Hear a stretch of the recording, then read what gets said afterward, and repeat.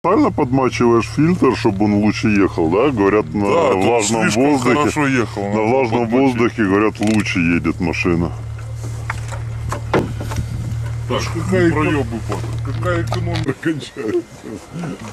Давай, пей, мне тоже настроение надо. А это шашлык со свечей или что? Да.